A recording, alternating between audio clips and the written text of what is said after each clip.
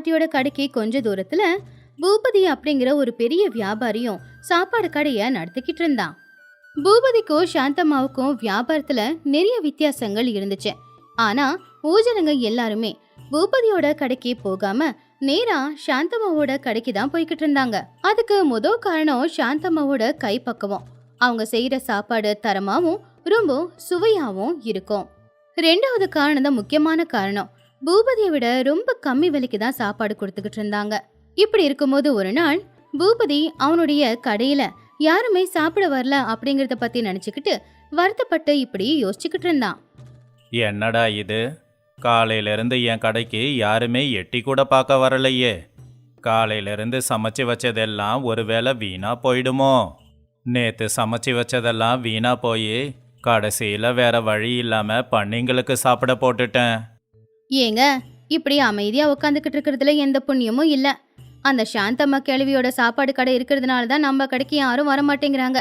எப்படியாவது அந்த கிழவியோட வியாபாரத்தை மூட வைங்க. எனக்கு எல்லாம் புரியுது. அந்த கிழவியோட கைப்பக்குவம் அவ்வளவு நல்லா இருக்கு போல. அதனால தான் எல்லாரும் கிழவியோட சாப்பாட்டுக்கு அடிமையாயிட்டாங்க. என்னோட கைப்பக்குவம் அந்த அளவுக்கு நல்லா இல்லை போல. சாப்பாடு சுவையா இருக்கிறது மட்டும் காரணம் இல்ல. அவங்க கம்மி விலைக்கு வயிறார சாப்பாடு போட்டுக்கிட்டு இருக்காங்க. இப்படியே போச்சுன்னா யாரும் நம்ம கடைக்கு நிச்சயமா வரமாட்டாங்க. அவங்க கடையை நீங்க மூடல, நாம நம்ம கடைய இழுத்து மூடிக்கிட்டு போக வேண்டியதுதான். ஆமா ஆமா, நீ சொல்றது உண்மைதான். ஜனங்க எல்லாரையும் அவ கடையை விட்டு தள்ளி வைக்கணும். அவ கடையில கலப்படம் செய்யறா அப்படின்னு சொல்லி ஊரு ஜனங்க எல்லாரையும் கடைக்கு போகாம செய்யணும். ஆனா அந்த வேலை எப்படி பண்ண போறீங்க? அவங்க ரொம்ப கவனமா இருப்பாங்க. அவங்க சமையலறைக்குள்ள யாரையும் விட மாட்டாங்களாம். என்கிட்ட ஒரு யோசனை இருக்கு. அது மட்டும் நடந்துச்சுன்னு வச்சுக்கோ, அந்த அம்மா சாப்பாட்டு கடையை மூடிட்டு போயிடும். டே வீரையா, இங்க வா. உன் மூலமா எனக்கு ஒரு வேலையாகணும். சொல்லுங்க ஐயா. என்னங்க ஐயா அவசரமா கூப்பிட்டுருக்கீங்க? என்னால் எதனா வேலையாகணுமா? பாத்திரம் எதனா கழுவணுமா, இல்லை மரம் எதனா வெட்டணுமா? எதுவாக இருந்தாலும் சொல்லுங்க. இங்க பாரு வீரையா, இனிமே நீ என்னோட வீட்டில் வேலை செய்யக்கூடாது. நம்ம வியாபாரம் நாளுக்கு நாள் குறைஞ்சிக்கிட்டே போகிறது உனக்கு தெரியும் தானே? அதனால நீ உடனே அந்த சாந்தம்மாவோட கடைக்கு போ. அங்கே எப்படியாவது வேலைக்கு சேரணும். நான் எதுக்குங்க ஐயா உங்களை விட்டுட்டு போகணும்? பல வருஷமா உங்ககிட்ட தானே வேலை பார்க்குறேன். நான் எதுக்காக அந்த கிழவிக்கிட்ட வேலை செய்யணும்? எனக்கு வேற வழி இல்லை வீரையா. என் வியாபாரம் நாளுக்கு நாள் அழியிறத என்னால் பார்த்துக்கிட்டு இருக்க முடியல. அதனால நீ மட்டும் அந்த சாந்தம்மா கிழவிக்கிட்ட போய் வேலைக்கு சேர்ந்துட்டா படிப்படியாக அவங்க வியாபாரத்தை வீணாக்க முடியும். ஆனால் ஐயா, அந்த அம்மா கிட்ட வேலை செய்கிற ராமையாவுக்கு என்ன நல்லா தெரியும். அதுவும் இல்லாமல் உங்ககிட்ட தான் வேலை செய்கிறன்னு தெரியும். உங்ககிட்ட வேலை செய்கிற என்ன எப்படி அவங்க வேலைக்கு எடுத்துப்பாங்க? அதுக்கு தான் உன்னுடைய அறிவை பயன்படுத்தணும். என்ன அவர் நிறைய வேலை வாங்குறாரு, சரியா சம்பளம் கொடுக்கறதில்ல.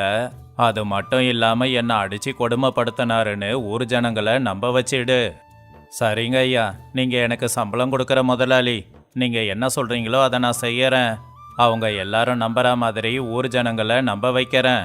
பூபதி போட்ட திட்டத்தின்படி வீரையா அவனுடைய முகத்தை ரொம்ப சோகமா வச்சுக்கிட்டு நேரா சாந்தம்மாவோட கடைக்கு போனான். அங்க சாந்தம்மாவும் அவங்க கிட்ட வேலை பார்க்குற ராமையாவும் ரொம்பவும் வேகமா வந்தவங்க எல்லாருக்குமே சமைச்சு சாப்பாடு பரிமாறிக்கிட்டு இருந்தாங்க. அப்பதான் வீரையா கண்ணுல கண்ணீரோட தேம்பி தேம்பி அழுதுகிட்டு சாந்தம்மாவோட காலை வந்து விழுந்தான். அம்மா சாந்தம்மா, உங்க காலை பிடிச்சி கெஞ்சி கேட்குறம்மா. நீங்க மட்டும் எனக்கு உதவி செய்யல அப்படின்னா நான் தூக்குல தொங்குறத தவிர வேற வழியே எனக்கு இல்லை. பெரிய மனசு பண்ணி நீங்க தாம்மா எனக்கு உதவி செய்யணும். ஐயோ கடவுளே, என்னப்பா ஆச்சு வீரையா? சின்ன குழந்தை மாதிரி ஏன் தேம்பி தேம்பி அழுதுகிட்டு இருக்க? என்ன விஷயம்னு சொல்லுப்பா. முதல்ல அந்த காலை விட்டுட்டு அம்மாவை பார்த்து தலை நிமிர்ந்து சொல்லு. அம்மா, அந்த பூபதி இருக்கானே, அவன் ராத்திரியும் பகலுமா என்கிட்ட வேலையை வாங்கிக்கிட்டு ₹1 கூட சம்பளம் கொடுக்க மாட்டேங்கிறான். அது மட்டும் இல்லாம சின்னதா ஒரு தப்பு செஞ்சிட்டாலும் என்னை போட்டு அடின்னு அடிக்கிறாம்மா. அவன்கிட்ட அடி வாங்கி உடம்பெல்லாம் புண்ணாயிடுச்சு. என்னடா சொல்ற வீரையா? அந்த பூபதிக்கு அந்த அளவுக்கு மனசாட்சி இல்லை? கஷ்டப்பட்டு வேலை செய்கிறவங்களுக்கு கூலி பணம் கூட கொடுக்க மாட்டேங்கிறானா? நீ கவலைப்படாத, தைரியமா இரு. என் வீட்டில் பொண்டாட்டி புள்ள 2 பேர் இருக்காங்கண்ணா. நான் சம்பாதிச்சு கொண்டு போற பணத்துல தான் அவங்க சாப்பிடணும். ஆனா அவங்க பல நாளா பட்டினியா தான் இருக்காங்க. பெரிய மனசு பண்ணி உங்களுக்கு கீழே ஒரு வேலை போட்டு கொடுங்க. அம்மா, பாத்தியாம்மா வீரையாவோட நிலைமை எப்படி ஆயிடுச்சுன்னு? அந்த பூபதிக்கு மனசாட்சியே இல்லைன்னு நம்ம ஊர்ல எல்லாருக்குமே தான் தெரியும். இவனை பார்த்தா ரொம்ப கவலையா இருக்குமா. ஆமா ராமையா, அவன் அந்த பூபதி கிட்ட ரொம்பவும் கஷ்டப்பட்டுக்கிட்டு இருக்கான் போல.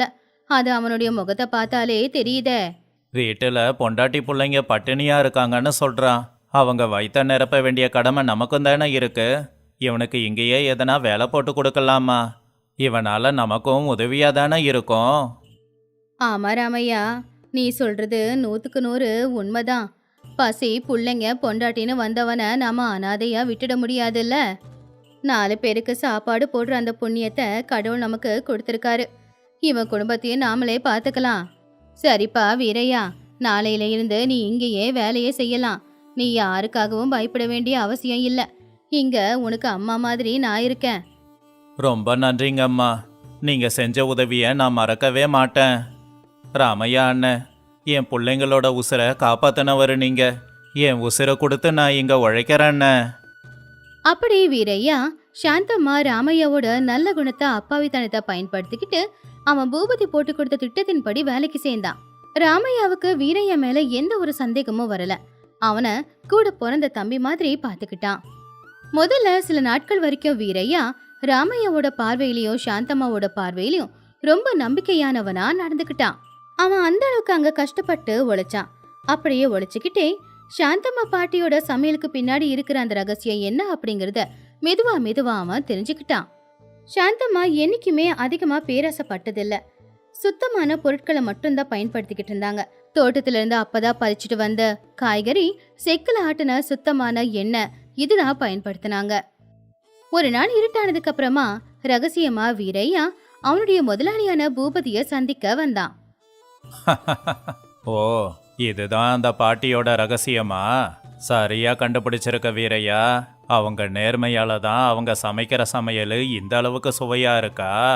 ஆமாங்க ஐயா, அந்த அம்மா பயன்படுத்துகிற எல்லா பொருளுமே தரமா இருக்கும். கொஞ்சம் கூட கலப்படம் இருக்காதுங்க ஐயா. இப்போ நான் என்னங்க ஐயா பண்ணணும்? நாம இப்போ அந்த கிழவியோட நேர்மையில தாண்டா கையை வைக்கணும். நாளையிலிருந்து எல்லா பொருளையும் நீ கலப்படம் பண்ணி அவங்க சமைக்கிற சமையல் சீக்கிரமா கெட்டு போய் நாத்த அடிக்க வைக்கணும். சரிங்க ஐயா, உங்க உத்தரவு. நீங்க என்ன சொல்றீங்களோ அதை நான் செஞ்சிடுவேன். ஆனா எந்த பொருளில் எப்படி கலப்படம் பண்றது? நான் எப்படியாவது மாட்டிக்கிட்டேன் அப்படின்னா? சரியா சமையல் அறையில அவங்க யாரும் இல்லாத நேரமா பார்த்து இதை கலந்துடு. இது கலப்படம் செய்யப்பட்ட எண்ணெய். இது கலப்படம் செய்யப்பட்ட மிளகாத்தூள். இது ரெண்டுத்தையும் நீ கொஞ்சம் கொஞ்சமா கலக்கணும். சரிங்க ஐயா, நாளையிலிருந்தே நான் போன வேலையை ஆரம்பிக்கிறேன் பாருங்க. இன்னும் கொஞ்ச நாள்லயே அந்த கிழவி சாப்பாட்டு கடையை இழுத்து மூட போகுது. அடுத்த நாள்ல இருந்தே வீரையா பூபதி போட்டு கொடுத்த திட்டத்தின்படி பூபதி கிட்ட வாங்கிட்டு வந்த அந்த பொடியையும் அந்த எண்ணெயையும் கொஞ்சம் கொஞ்சமா சமையல்ல கலக்க ஆரம்பிச்சான். அதாவது கலப்பட செய்ய ஆரம்பிச்சான். அதனாலேயே 2-3 நாட்கள்ல சாந்தம்மாவோட சமையல்ல இருக்கிற அந்த பழைய சுவை சுத்தமா இல்லாமையே போயிடுச்சு. ஒரு நாள் 2 பேரும் சாப்பாடு வாங்கி சாப்பிட்டுக்கிட்டு இருக்கும்போது சுவை சுத்தமா நல்லா இல்லைங்கிறதுனால அவங்க புகார் கொடுத்தாங்க. என்னாச்சு பாட்டி? இன்னைக்கு சமையல் அவ்வளவா நல்லா இல்லையே.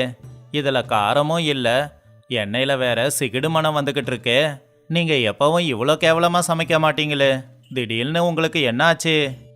என்னங்கப்பா சொல்றீங்க? குழம்பு நல்லா இல்லையா? அட கடவுளே, நான் எப்பவும் போல பயன்படுத்துற பொருட்களை பயன்படுத்தி தானப்பா குழம்பு வச்சிருக்கேன். அப்படி இருக்கும்போது இன்னைக்கு எப்படி நல்லா இல்லாம போகும்? ஆமாங்க ஐயா, தினமும் காலையில் எழுந்து அம்மா தான் சமைப்பாங்க. எங்க தப்பு நடந்ததுன்னு ஒண்ணுமே புரியல. இனிமே இது நடக்காம நான் பாத்துக்கறேன். இன்னைக்கு ஒரு நாள்னா பரவாயில்லையே சாந்தம்மா. ஒரு வாரமாவே உங்க சாப்பாடு சரியாவே இல்லை. உங்க சாப்பாடை சாப்பிட்டுட்டு போனதுக்கு அப்புறம் ராத்திரி முழுக்க ஒரே எரிச்சலா இருக்கு. எங்க தப்பு நடக்குதுன்னு பாருங்க, இல்லைன்னா உங்க சாப்பாடை சாப்பிட்டு நாங்க தான் சாகணும். ஐயோ, மன்னிச்சிடுங்கப்பா, எது தெரியாம தப்பு நடந்திருக்கோம். நாளையில இருந்து இந்த மாதிரி தப்பு எதுவுமே நடக்காம நான் ஜாகிரதையா இருக்கேன். நான் சமைச்சதை சாப்பிட்டு உங்க ஆரோக்கியம் வீணா போச்சுன்னா அந்த பாவம் என்னதானப்பா வந்து சுத்திக்கும். இப்படி கொஞ்சம் கொஞ்சமா சாந்தம்மாவோட சாப்பாடு கடைக்கு வர ஆட்கள் குறைய ஆரம்பிச்சாங்க.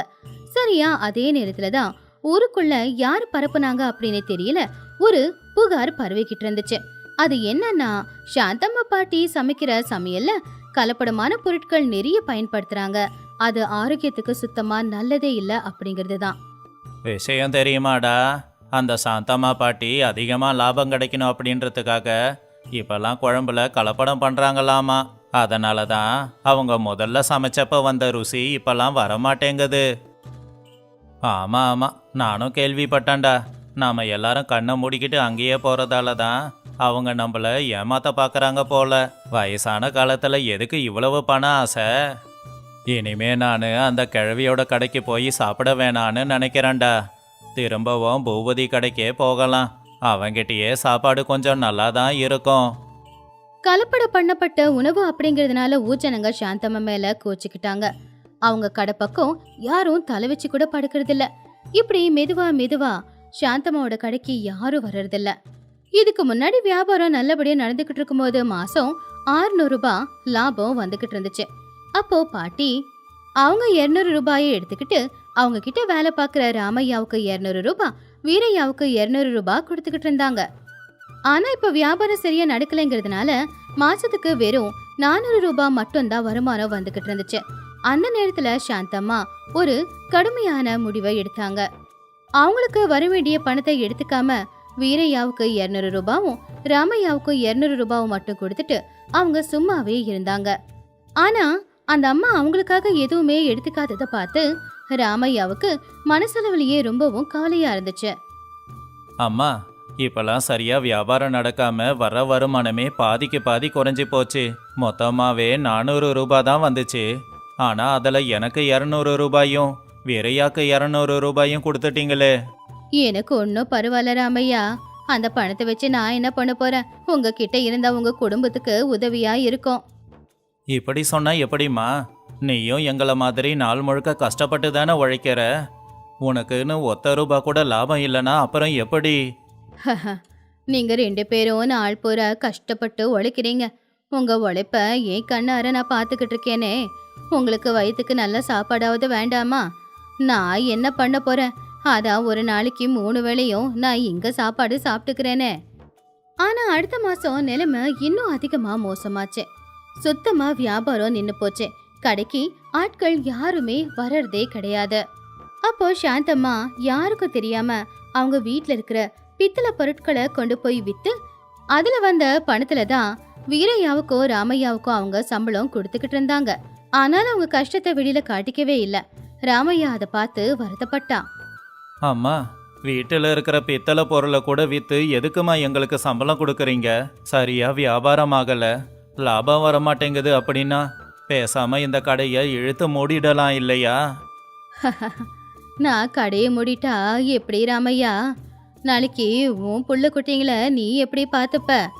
வருமானம் வரல அப்படின்னா அந்த வீரையாவை பாரு, அவன் அவனுடைய புள்ள குட்டிய பொண்டாட்டிய எப்படி பார்த்துப்பான் சொல்லு. நாம வேற எதனா வேலைக்கு போகலாமேம்மா. உன் நிலைமைய பார்த்தா ரொம்ப கஷ்டமா இருக்கு. வீட்டில் இருக்கிற பொருளை விற்று சம்பளம் கொடுக்கறது நல்லா இல்லை. நான் இந்த கடையை மூடிட்டா உங்க குடும்பம் நடுத்தெருவுக்கு வந்துடும். அப்புறம் உன் பொண்டாட்டி பிள்ளைங்களோட சாபம் என்ன சுத்திக்கும். எனக்கு வருமானமே வரலனாலும் பரவாயில்லடா, நான் கடன் வாங்கினாலும் பரவாயில்ல. என்ன நம்பி இருக்கிற நீங்களும் உங்க குடும்பமும் எப்பவுமே சந்தோஷமா இருந்தா போதும். அதை கேட்டு ராமையாவோட மனசுக்கு ரொம்பவும் கவலையாயிடுச்சு. இப்படி வியாபாரம் முழுசாவே நின்னு போயிடுச்சு. ஆனா ஒரு நாள் வீரையா எப்பவும் போலவே சமையலறைக்குள்ள போய்கிட்டு இருக்கும்போது ஒரு சந்தேகமோ பதட்டமோ அவனுடைய முகத்துல தெரிஞ்சுது.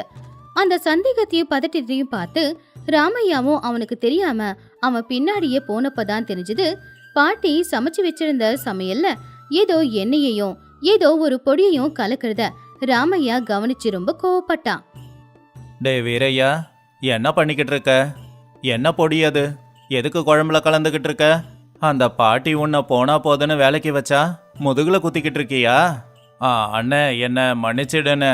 நான் புள்ள குட்டிக்காரன். நான் எதுவும் இதை என்னோட சுயநலத்துக்காக செய்யலண்ணே. யாருடா உன்னை செய்ய சொன்னது? நீ கஷ்டம்னு வந்து காலில் விழுந்த உடனே உன் குடும்பத்தை காப்பாத்தின அந்த அம்மாவுக்கு எப்படி துரோகம் பண்ண மனசு வருது? நீ மனுஷனா இல்ல மிருகமா? ராமையா அண்ணன், உன் காலில் விழுந்து கெஞ்சி கேட்கறேன்னு. நான் செய்யல, எங்க ஐயா பூபதி தான் என்னை இப்படியெல்லாம் செய்ய சொன்னாரு.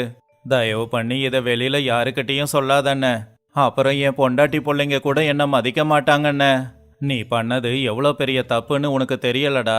அம்மாவை, அதுவும் அந்த அம்மாவை ஏமாத்த எப்படிடா மனசு வந்துச்சு? அவங்க கிட்டயே வந்து எல்லாத்தையும் சொல்லு. ராமையா ரொம்பவும் கோவமா வீரையாவோட சட்டையை பிடிச்சுக்கிட்டு இழுத்துக்கிட்டு வெளியில உட்காந்துக்கிட்டு இருந்த சாந்தம்மா கிட்ட போனா. ஆனா அம்மா கிட்ட சொன்னா அவங்க ரொம்ப வருத்தப்படுவாங்கன்னு சொல்லி அவங்க கிட்ட அந்த விஷயத்த மறைச்சிட்டு சாதாரணமா இப்படி பேசினா. ஏம்மா, நம்ம நிலைமை இருக்க இருக்க மோசமாகுது. வியாபாரம் நடக்க மாட்டேங்குது, கடனும் அதிகமாகிக்கிட்டே இருக்கு. நம்ம நிலைமைய பார்க்க ரொம்ப கவலையா இருக்கு. அடுத்து நாம என்ன செய்யறது? ஆமா ராமையா, நீ சொன்னது உண்மைதான். என்னாலேயே சுத்தமா முடியல. என் நேரம் முடிஞ்சு போச்சு. என்னால இதுக்கப்புறம் இதெல்லாம் செய்ய முடியும்னு தோணலப்பா. ஆனா அம்மா, இந்த நஷ்டத்துல நாம எப்படி வாழறது? கடன்காரங்க சும்மா இருக்க மாட்டாங்களே. இனிமே என்னால இந்த சாப்பாடு கடையை நடத்த முடியல ராமையா. நீங்க 2 பேரும் என் கூட வாங்க. நாம இப்பவே பூபதி கிட்ட போய் அவர்கிட்ட உதவிய கேட்கலாம் அப்படின்னு சொல்லி சாந்தம்மா ராமையா வீரையா 2 பேரையும் கூட்டிக்கிட்டு பூபதியோட கடைக்கு போனாங்க. எல்லாருமே ஒன்னா வந்திருக்கிறத பார்த்து பூபதிக்கு என்ன நடந்துச்சு அப்படிங்கறது ஓரளவுக்கு புரிஞ்சுது. என்ன சாந்தாம்மா, என்னாச்சு? 3 பேரும் ஒன்னா சேர்ந்து என்கிட்ட வந்திருக்கீங்க. என்கிட்ட எதனா சண்டை போட வந்திருக்கீங்களா என்ன? உன் கூட சண்டை போட நான் வரல பூபதி. ஊருக்குள்ள என்னோட சாப்பாடு கடை நடக்க மாட்டேங்குது. பூஜனங்க யாருமே என் சாப்பாடு கடைக்கு சாப்பிட வர மாட்டேங்கிறாங்க. நான் முழுசாவே அழிஞ்சு போயிட்டேன். ஐயோயோ, அப்படியா? ரொம்ப கவலையா இருக்கு சாந்தாம்மா. இத்தனை நாளா நல்லா வாழ்ந்தீங்க. ஆமா, சரி, நான் இப்போ உங்களுக்கு என்ன பண்ணணும்? என்னால இனிமே அந்த சாப்பாடு கடையை நடத்த முடியாது. அதான் நீங்க என்னோட சாப்பாடு கடையும் வாங்கிக்கிறீங்களா? அங்க என்கிட்ட வேலை செய்யற இந்த 2 பேருக்கும் வேலையை போட்டு கொடுங்க. பாவம் புள்ள குட்டிக்காரங்க, அவங்களாவது நல்லபடியா இருந்துக்கிட்டு போகணும் இல்லையா? அவங்களுக்கு நான் வேலை கொடுக்குறேம்மா. ஆனா உங்க நிலைமை என்ன பண்ணுவீங்க? எங்க போக போறீங்க?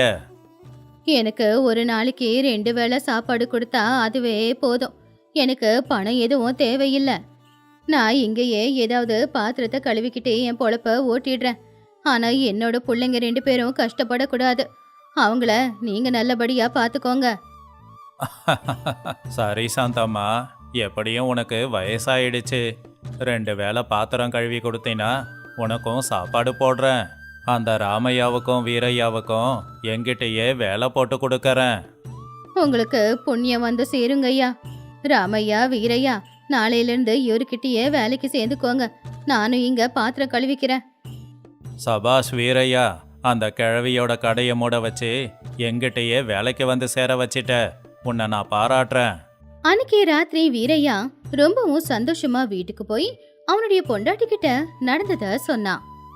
அவன் என்ன பண்ணா, சாந்தம்மாவோட வியாபாரம் எப்படி நின்னுச்சு, எல்லாமே அவனுடைய பொண்டாட்டி கிட்ட விலாவரியா சொன்னான். அதை கேட்டதுமே அவனுடைய பொண்டாட்டி ரொம்பவே வருத்தப்பட்டா. தான் புருஷன் இப்படிப்பட்ட ஒரு வேலையை செஞ்சிருக்காரே அப்படின்னு வருத்தப்பட்டா. உங்களுக்கு கொஞ்சமாவது மனசாட்சி இருக்கா? அந்த வயசான பாட்டி நீங்க காலில் போய் விழுந்த உடனே சொந்த புள்ள மாதிரி நினைச்சு உங்க மேல நம்பிக்கையை வச்சு உங்களுக்கு வேலை போட்டு கொடுத்தாங்களே, அந்த அம்மாவுக்கு துரோகம் பண்ண உங்களுக்கு எப்படிங்க மனசு வந்துச்சு? ஐயோ, என்னை எதுக்கு இப்ப தேவையில்லாம திட்டிக்கிட்டு இருக்க? நம்ம தலையெழுத்து மாற வேண்டாமா? பூபதி ஐயா எனக்கு நிறைய பணம் கொடுக்கறேன்னு சொல்லியிருக்காரு. நாம சந்தோஷமா இருக்க போறோம். நீங்க அழுதுகிட்டே போய் நின்னப்போ அவங்க கொஞ்சம் கூட யோசிக்காம உங்களுக்கு வேலை கொடுத்தாங்களே, அவங்களுக்கு வருமானம் வராத நேரத்திலயும் அவங்க வீட்டுல இருக்கிற பொருட்களை வித்து கடன் வாங்கி உங்களுக்கு பணம் கொடுத்தாங்களே, அப்படிப்பட்டவங்களை போய் இப்படி பண்ணலாமாங்க? பூபதி ஐயா மிரட்டும் போது நான் மட்டும் என்ன பண்ண முடியும்? என்ன பண்ண முடியும்னு கேள்வி கேக்குறீங்க? ஜனங்க சாப்பிடுற சாப்பாட்டுல எப்படிங்க என்னத்தையோ கலந்தீங்க? ஒருவேளை அந்த சாப்பாட கொண்டு வந்த உங்க பொண்ணுக்கு நீங்க சாப்பிட சொல்லி கொடுப்பீங்களா? ஆமா, நீ சொல்றது உண்மைதான்.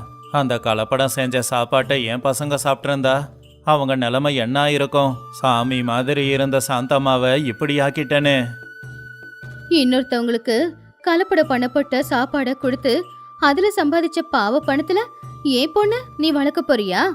வேண்டாயா, பண்ண பாவம் போதும். அந்த சாந்தம்மா உனக்கு அம்மா மட்டும் இல்ல, அவங்க நம்ம குடும்பத்துக்கே தேவதை மாதிரி. நான் எவ்வளவு மோசமான வேலை பார்த்துருக்கேன்.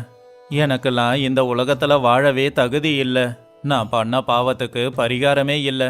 எனக்கு நீ பாடம் கத்து கொடுத்துருக்க. நீ அவங்க முதுகுல குத்திருக்க. உடனே போய் அந்த அம்மாவோட காலை பிடிச்சு மன்னிச்சிடுங்கன்னு மன்னிப்பு கேளு, தண்டனையாவது குறையட்டும் அப்படின்னு பொண்டாட்டி சொன்னதை கேட்டு வீரையாவுக்கு அப்பதான் அறிவு வந்துச்சு. அவன் பண்ணது தப்புங்கிறதுனால அவன் உடனே சாந்தம்மாவை தேடி போனான். அப்ப சாந்தம்மா தனியா அவங்க வீட்டு திண்ணையில உக்காந்துக்கிட்டு அடுத்து என்ன பண்றது அப்படின்னு யோசிச்சுக்கிட்டு இருந்தாங்க. அப்போ வீரைய போய் சாந்தம்மாவோட காலை பிடிச்சுக்கிட்டு கண்ணுல கண்ணீரோட கதற ஆரம்பிச்சான். அம்மா, என்னை மன்னிச்சிடுங்கம்மா. நான் உங்களுக்கு பெரிய துரோகத்தை பண்ணிட்டேன். நீங்க என்ன கண்ணை மூடி நம்பினீங்க. ஆனா நான் உங்க முதுகுலையே குத்திட்டேம்மா. நான் எவ்வளோ பெரிய பாவம் பண்ணியிருக்கேன் அப்படிங்கிறதே இன்னைக்கு என் பொண்டாட்டி சொல்லிதாம்மா எனக்கே தெரியும். எழுந்திருப்பா, நடந்ததை நினைச்சு ஏன் வருத்தப்படுற? அது ஏன் தலையெழுத்து. நீ உன்னோட வீட்டுக்கு போப்பா. என்னை மன்னிச்சு விட்டுடாதீங்கம்மா. என்னை நம்பின உங்களை முதுகுல குத்தின துரோகி நான். துரோகிய மன்னிக்கவே கூடாது. எனக்கெல்லாம் நரகத்துல கூட இடம் இல்லை. என்ன தயவு செஞ்சு மன்னிச்சிடாதீங்கம்மா.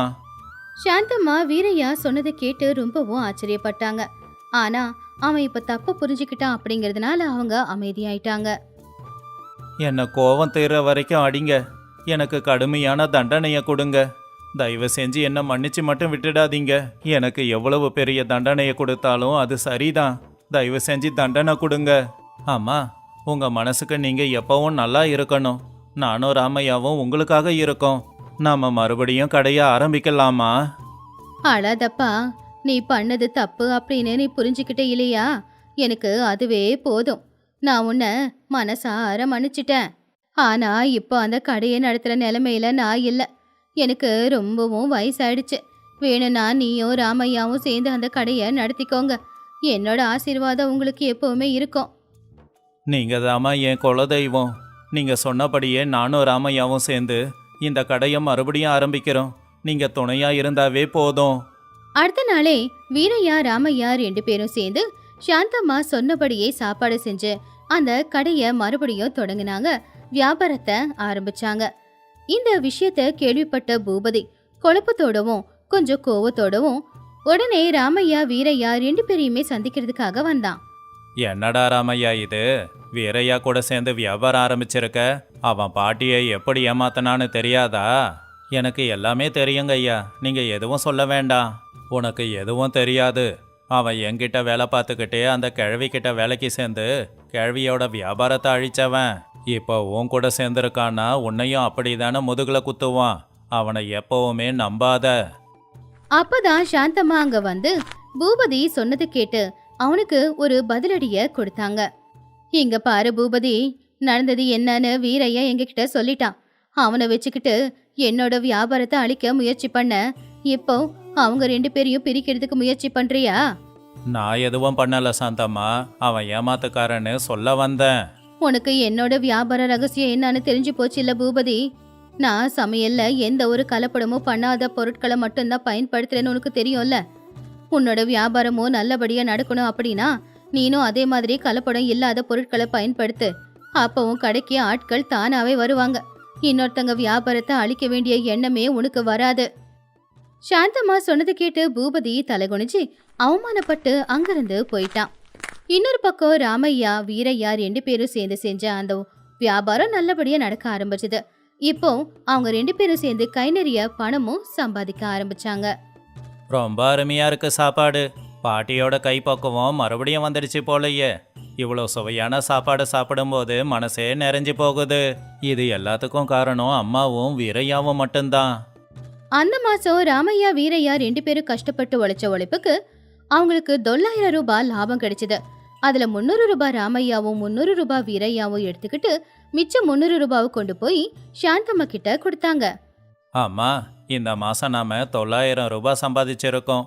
அதில் 300 எனக்கு, 300 ராமையா அண்ணனுக்கு, பாக்கி 300 ரூபாய் உங்களுக்கு. உங்களோட கஷ்டத்துக்கு பலன் கிடைச்சிருக்கு. அந்த கடவுள் உங்க 2 பேரையும் நல்லா பார்த்து பாருப்பா. நீங்க எப்பவுமே இப்படியே நேர்மையா தான் உழைக்கணும், சரியா?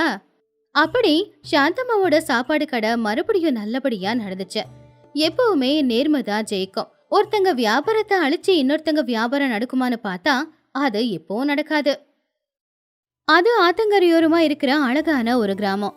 அந்த கிராமத்துல ஒவ்வொரு ஞாயிற்றுக்கிழமையும் ஆத்தங்கரையோரமா ஒரு மீன் சந்தை நடக்கும். அக்கப்பக்கத்து ஊர்ல இருந்து நிறைய பேர் அந்த சந்தைக்கு வந்து அவங்களுக்கு பிடிச்ச மாதிரி மீனுங்களை வாங்கிட்டு போவாங்க. அந்த ஊர்ல வீரையா ரங்கம்மா அப்படிங்கிற தம்பதிகள் இருந்தாங்க. அவங்க 2 பேருக்குமே வயசு 60 தாண்டிடுச்சு. ஆனாலும் இன்னும் அவங்க வயிற்று பொழப்புக்காக அவங்க கிட்ட இருக்கிற மரப்படகை எடுத்துக்கிட்டு ஆத்துக்கு போய் கஷ்டப்பட்டு அவரு வலைய போட்டு மீன் பிடிச்சிட்டு வந்து கொடுத்தா ரங்கம்மா அதை சந்தையில கொண்டு போய் வித்துக்கிட்டு இருந்தாங்க. ஒரு நாள் எப்பவும் போலவே வீரையா மீன் பிடிக்கிறதுக்காக கிளம்பிக்கிட்டு இருக்கும்போது திடீர்னு காத்து ரொம்ப வேகமா வீசிச்சு. காத்து ரொம்ப குளிர்ச்சியாவும் இருந்துச்சு. அப்பதான் ரங்கம்மா அவருக்கு குடிக்கிறதுக்காக கஞ்சியை கொண்டு வந்து கொடுத்தாங்க. ஏங்க, வெளியில வானிலை ஏதோ சரியில்லை, இன்னைக்கு நல்ல மழை வர போகுதுன்னு தோணுது. பார்த்தா நல்ல குளிர் காத்தும் வீசிக்கிட்டு இருக்கு. இன்னைக்கு நீங்க மீன் பிடிக்க போறது வேணுமா? உங்களுக்கு வயசாயிடுச்சு, இன்னைக்கு ஒரு நாளாவது மீன் பிடிக்க போகாம இருக்கலாம்ல. நீ வேற சும்மா இரு ரங்கம்மா. ஒரு நாள் நாம மீன் பிடிக்க போகலன்னா ஒரு வாரம் பட்டினியா இருக்கணும். என்ன கொஞ்சம் காத்து வீசுது அவ்வளவுதானே. எனக்கு வயசாகி இருக்கலாம், ஆனா என் உடம்புல பலம் குறையல. எனக்கு நம்பிக்கை இருக்கு. நீ ஒன்றும் கவலைப்படாத. நான் பத்திரமா போய் பத்திரமா வருவேன். கூட நிறைய மீனோட வருவேன் பாரு. அன்னைக்கு ராத்திரி வீரையா படகை எடுத்துக்கிட்டு ஆத்துக்கு போனாரு. அந்த ஆத்துல வலைய போட்டு காத்துக்கிட்டு இருந்தாரு. ஆனா வேகமா காத்து வீசுறதுல அந்த படகு ரொம்ப பலமாவே அசைய ஆரம்பிச்சுது. ஆத்துல போட்ட வலைய இழுக்கிறதுக்கு வீரையா அவருடைய மொத்த பலத்தையும் சேர்த்தாரு. அடுத்த நாள் காலையில எப்படியோ அவரு கஷ்டப்பட்டு கரைக்கு வந்து சேர்ந்தாரு. வந்த நேரம் ரங்கம்மா ஒரு பெரிய கூடைய பிடிச்சுக்கிட்டு தன் புருஷனுக்காக காத்துக்கிட்டு இருந்தாங்க. என்னையா இது, ராத்திரி முழுக்க அந்த ஆத்துல என்ன பண்ணிக்கிட்டு இருந்த? ஐயோ, கண்ணெல்லாம் செவந்து போயிருக்கு, கையெல்லாம் செவந்து போயிருக்கு. ஐயோ, என் புருஷனுக்கு எதுக்காக இவ்வளவு கஷ்டம்? நேத்து ஆத்துல காத்து ரொம்ப வீசிச்சு. ஒரு இடத்துல படகு நிறுத்த நான் படாத பாடுபட்டுட்டேன். வீசின காத்துக்கு துடுப்பு போடுற அளவுக்கு என் உடம்புல பலம் இல்லை போல. ஏன்னா காத்து அந்த அளவுக்கு வேகமா வீசுச்சு. ஆத்துல போட்ட அந்த வலையை இழுக்க முடியாம என் கையெல்லாம் எப்படி செவந்து போயிருக்கு பாரு. அதுலயும் உப்பு தண்ணி பட்டு கையெல்லாம் ரொம்ப எரியுது. ஐயோ கடவுளே, கை நிறையா கண்ணி போயிருக்கே. என்னங்க இது, கையெல்லாம் இப்படி செவந்து போயிருக்கு. இவ்வளவு கஷ்டப்பட்டு இந்த ஆத்துல போய் மீன் பிடிக்கணுங்கிறது அவசியமா? பேசாம எங்கேயாவது விவசாயம் தெரிஞ்சுக்கிட்டு கூலி வேலைக்காவது போலாம் இல்லையா? நாம குடிக்கிற ஒரு வேளை கஞ்சிக்கு அந்த கூலி வேலையே போதுமேங்க. விவசாயம் எனக்கு தெரியாது ரங்கம்மா. பிறந்ததுல இருந்தே இந்த படகை ஓட்டுறதையும் வலைய போடுறதையும் தவிர எதுவும் தெரியாது. ஆனா நீ கவலைப்படாத. நம்ம கஷ்டத்துக்கேத்த ஒரு பெரிய பலனோட தான் நான் வந்திருக்கேன். வலையில எனக்கு பெரிய மீன் ஒன்று மாட்டி இருக்கு. அதை இழுத்து படகுல போடுறதுக்குள்ள நான் படாத பாடுபட்டுட்டேன். அந்த பெரிய மீனு கூட கொஞ்சம் சின்ன சின்ன மீனுங்களும் மாட்டி இருக்கு. அதை வித்தோம்னா ஒரு வாரத்துக்கு நாம உக்காந்து சாப்பிடலாம். ரங்கம்மா அந்த படகுல இருக்கிற அவ்வளவு பெரிய மீனையும் பார்த்து ரொம்பவே சந்தோஷப்பட்டாங்க. உடனே அந்த மீன் எல்லாத்தையுமே அவங்க கிட்ட இருக்கிற அந்த கூடையில போட்டு எடுத்துக்கிட்டு சந்தைக்கு போனாங்க. சந்தை இன்னைக்கு ரொம்ப கலகலன்னு இருக்கு. எங்க பார்த்தாலும் நிறைய பேர் மீன் வச்சு வித்துக்கிட்டு இருந்தாங்க. அப்போ ஒரு மரத்துக்கு கீழே புருஷன் கொண்டு வந்த மீனையும் வச்சு ரங்கம்மா விற்க ஆரம்பிச்சாங்க. வீரையா குளிர் தாங்க முடியாம தள்ளி கொஞ்சம் வெயில்ல போய் உக்காந்துருந்தாரு. அப்ப பக்கத்துல இருக்கிறவங்க ரங்கம்மா கிட்ட பேச்சு கொடுத்தாங்க. என்னம்மா ரங்கம்மா, இன்னைக்கு கூடையில என்ன பெரிய மீன் மாட்டிருக்கு? பரவாயில்லையே, அந்த கங்கையம்மன் இன்னைக்கு அதிர்ஷ்டத்தை கொடுத்திருக்கா போலியே. ஆமா முத்து, என் வீட்டுக்காரு நேத்து ராத்திரி முழுக்க உசுர பனைய வச்சு இந்த மீனை பிடிச்சுக்கிட்டு வந்திருக்காரு. பாவம், அவரு உள்ளங்கையெல்லாம் செவந்து போயிருக்கு. மனுஷன் குளிர்ல நடுங்கிக்கிட்டு இருக்காரு. வியாபாரம் முடிச்சிட்டு வீட்டுக்கு போய் என் வீட்டுக்காருக்கு சூட நல்லா சமைச்சு கொடுத்துடணுமா. ஏதோ அந்த அம்மனோட கருணையால உங்களுக்கு இன்னைக்கு பெரிய மீன் கிடைச்சிருக்கு. ஆனா பார்த்து, அந்த கழுகு பார்வை இருக்கிற சுப்பையா இந்த மீனை பார்த்தானா கம்மி விலைக்கு அடிச்சு பேசிட்டு இந்த மீனை வாங்கிட்டு போயிடுவான். அப்புறம் நமக்கு எதுவும் இருக்காது அப்படின்னு அவங்க 2 பேரும் பேசிக்கிட்டு இருந்தாங்களோ இல்லையோ, அப்பதான் அந்த சுப்பையா மீன் சந்தைக்குள்ள வந்தான். சுப்பையா ரொம்ப மோசமான தரகர். எல்லாருடைய கஷ்டத்தையும் மதிக்க தெரியாத ஒருத்தன். அவங்க படுற கஷ்டத்தை எல்லாம் பொருட்படுத்தாம கஷ்டப்பட்டு கொண்டு வந்ததை கம்மி விலைக்கு வாங்கி அதிக விலைக்கு விற்கிறவன். அவனுடைய பார்வை இப்போ ரங்கம்மா கிட்ட இருக்கிற மீன் மேல போச்சு. என்னம்மா ரங்கம்மா, உன் வலையில இன்னைக்கு பெரிய மீன் மாட்டியிருக்கு போலயே. இந்த மீன் தான் வேணும்னு பக்கத்து ஒரு ஜமீன்தாரு ரொம்ப நாளா கேட்டாரு. இந்தாம்மா, இந்த 2 ரூபாய வச்சுக்கோ, அந்த மீனை என் கூடையில போடு.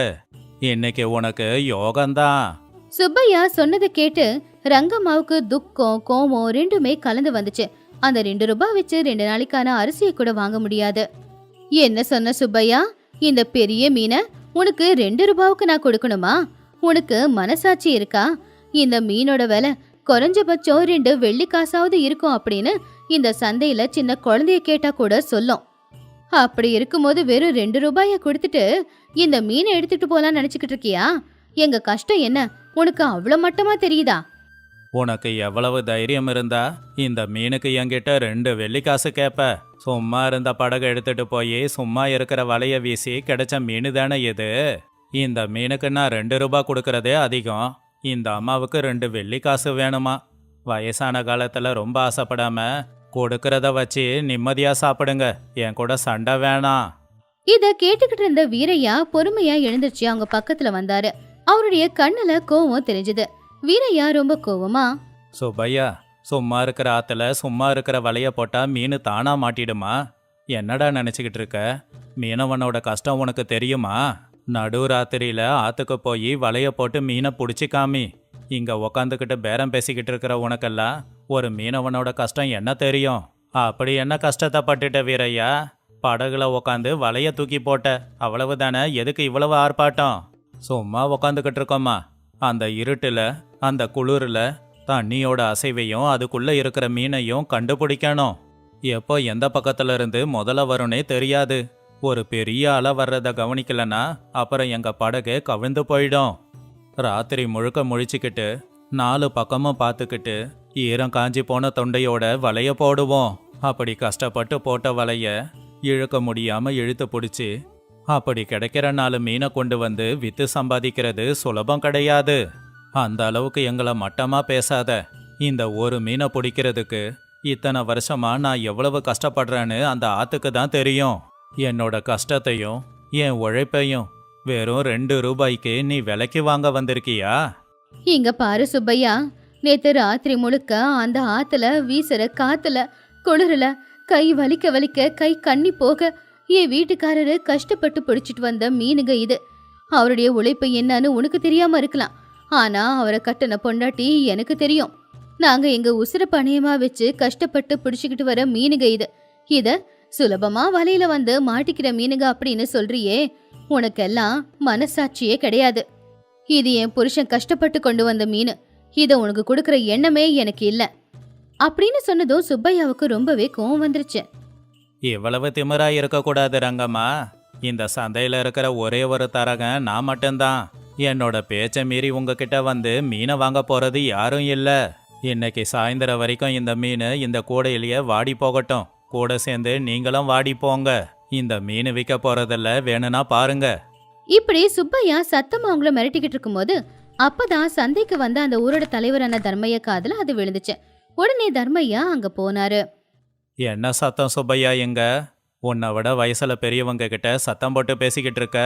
சந்தையில பேரம் பேசலாம், ஆனா நீ அவங்கள மிரட்டிக்கிட்டா இருக்க. ஐயா, விஷயம் தெரியாம என்ன பிடிச்சி மிரட்டாதீங்க. இந்த கிழவிக்கு எவ்வளோ ஆசை பாருங்க. இந்த பெரிய மீனுக்கு 2 ரூபாய் தரேன்னு சொன்னா 2 வெள்ளிக்காசு கேட்குறாங்க. சும்மா இருக்கிற ஆத்துல சுலபமா கிடைச்ச மீனுக்கு இவங்க 2 வெள்ளிக்காசு கேட்குறாங்களே, அது தப்பு கிடையாதா? நீங்களே பதில சொல்லுங்க. தர்மையா ரங்கம்மாவோட கூடையில இருக்கிற அந்த மீனை பார்த்தாரு. அவருக்கு மீனை பத்தியும் மீனோட தரங்களை பத்தியும் நல்லாவே தெரியும். அந்த வலையில மாட்டி இருக்கிற மீன் பெரிய மீன். கஷ்டப்படாம அந்த மீனை பிடிக்க முடியாது அப்படிங்கறது அவருக்கு நல்லாவே தெரியும். அப்பதான் அவரு வீரையோட கையையும் பார்த்தாரு. வீரையோட கையை கிட்டத்தட்ட ரத்தம் வர நிலைமைக்கு கண்ணி போயிருந்துச்சு. குளிர்ல நடுங்கிக்கிட்டு இருந்த அவருடைய உடம்ப பார்த்து தர்மையாவுக்கு கண்ணு கலங்குச்சு. பேராசைப்படுறது அவங்க இல்ல சுப்பையா, அது நீதான். ஒரு மீனவன் அவ்வளவு கஷ்டப்பட்டு ஆத்துக்கு போய் பிடிச்சிட்டு வந்த மீனுக்கு வெறும் 2 ரூபான்னு விலை பேசுறியே, யாரு இங்க பேராசைப்படுறது? எந்த மீன் எப்படி இருக்கும், அந்த மீனை பிடிக்க எவ்வளவு கஷ்டப்படுவாங்கன்னு எனக்கு நல்லா தெரியும். இந்த மீனை பிடிக்க பாவம் இந்த வயசான காலத்துல அவரு என்ன கஷ்டப்பட்டாரோ என்னமோ. வெறும் 2 ரூபாய்க்கு அவர் கஷ்டத்தை விலை பேசுற? யாரும் வாங்காம போனா அவங்களுக்கு நஷ்டமாயிடுமே. அவங்களுக்கு நல்லது பண்றதுக்கு தான் நான் அப்படி சொன்னேன். வாய மூடு சுப்பையா. அவங்கள அவமானப்படுத்திட்டு அவங்களுக்கு நல்லது பண்ண வந்தேன்னு பொய்யா சொல்ற? ஆத்துல இறங்கி கஷ்டப்பட்டு மீனை பிடிச்சிட்டு வந்த அவங்க எங்க? அதை அநியாயத்துக்கு பேரம் பேச பார்க்கற நீ எங்க? உன்ன மாதிரி ஆளுங்களால தான் எல்லாருக்கும் போய் சேர வேண்டிய பணம் சரியா போக மாட்டேங்குது. ஒழுங்கா இங்கிருந்து போ, இல்ல மரியாதை கெட்டுடும். இன்னொரு தடவை இப்படி பண்ணினா இனிமே இந்த சந்தையில நீ வியாபாரம் பண்ண முடியாம ஆயிடும், பாத்துக்கோ. தர்மையாவோட கோவத்தை பார்த்ததும் சுப்பையாவுக்கு உடம்பெல்லாம் நடுங்க ஆரம்பிச்சுது. ஒரு வார்த்தை கூட சொல்லாம அவன் அங்கிருந்து ஓடியே போயிட்டான். ஐயா, இந்த மீனை பிடிக்க நீங்க எவ்வளோ கஷ்டப்பட்டிருப்பீங்கன்னு எனக்கு தெரியும். அந்த கஷ்டம் தெரியாம தான் அவன் அப்படி பேசிட்டான். நீங்க தப்பா எடுத்துக்காதீங்க. இந்த மீனை நானே வாங்கிக்கிறேன். இந்தாங்க அதுக்கான பணம். 5 வெள்ளி காசா? ஐயா, ரொம்ப நன்றிங்க ஐயா. நீங்களும் உங்க குடும்பமும் எப்பவுமே ரொம்ப நல்லா இருக்கணுங்க ஐயா. ஏழைங்களோட உழைப்ப தெரிஞ்சுக்கிட்டு அதுக்கான பலனை கொடுக்கறதுல உங்களை மாதிரி யாருமே இல்லைங்க ஐயா. நீங்கெல்லாம் எங்களுக்கு கடவுளுக்கு சமங்க ஐயா. ஐயா, ரொம்ப நன்றிங்க ஐயா. நான் உழைச்ச உழைப்புக்கு பணத்தை கொடுத்தது மட்டும் இல்லாம எனக்கு கௌரவத்தையும் கொடுத்துருக்கீங்க. இந்த வயசுல கஷ்டப்பட்டு உழைக்கிற எங்களுக்கு இதை விட வேற என்னங்க ஐயா வேணும்? இந்த உதவியை நான் எப்பவும் மறக்க மாட்டேன். அந்த அம்மனு உங்களையும் உங்க குடும்பத்தையும் நல்லபடியா பார்த்துப்பா. இதில் நான் எதுவும் செய்யல வீரையா. நீங்க பட்ட கஷ்டத்துக்கான பலன் உங்களுக்கு கிடைச்சிருக்கு. சரி சரி, பணத்தை எடுத்துக்கிட்டு நீங்க உங்க வீட்டுக்கு போங்க. என் மீனை எடுத்துக்கிட்டு நான் என் வீட்டுக்கு போறேன். தர்மையா மீனை வாங்கிக்கிட்டு அங்கிருந்து போனதுக்கு அப்புறமா வீரையா ரங்கம்மாவோட முகத்துல ஒரு சந்தோஷமும் ஒரு அமைதியும் இருந்துச்சு. ஏன்னா அவங்க கிட்ட இப்ப அவங்க எதிர்பார்க்காத அளவுக்கு 5 வெள்ளி காசுங்க இருந்துச்சு. அப்பாடா, என்னங்க நீங்க ராத்திரி எல்லாம் உசுர பணையமா வச்சு கஷ்டப்பட்டதுக்கான பலன் இன்னைக்கு நம்ம கையில இருக்குங்க. இந்த 5 வெள்ளி காசை கொண்டு போய் நம்ம வீட்டை நாம சரி பண்ணிக்கலாம். நம்மளுடைய படகையும் நாம சரி பண்ணிக்கலாம். உங்களுக்கு மருந்து வாங்கிட்டு வரலாம். ஒரு மாசத்துக்கு தேவையான மளிகை சாமான் எல்லாத்தையும் வாங்கி வைக்கலாம். இனிமே நாம பட்னியா இருக்க வேண்டிய அவசியமே இல்லைங்க. அந்த கடவுளோட புண்ணியத்தினால இன்னைக்கு நாம சந்தோஷமா இருக்கோங்க. எனக்கு என்ன வியாதி இருக்குன்னு எனக்கு மருந்து வாங்கணும் ரங்கம்மா. ஐயா பேசின வார்த்தையில என் வியாதியெல்லாம் போய் என் உடம்புல பலம் வந்துடுச்சு. ராத்திரி பட்ட கஷ்டமும் என் வலியும் என்னை விட்டு போயிடுச்சு.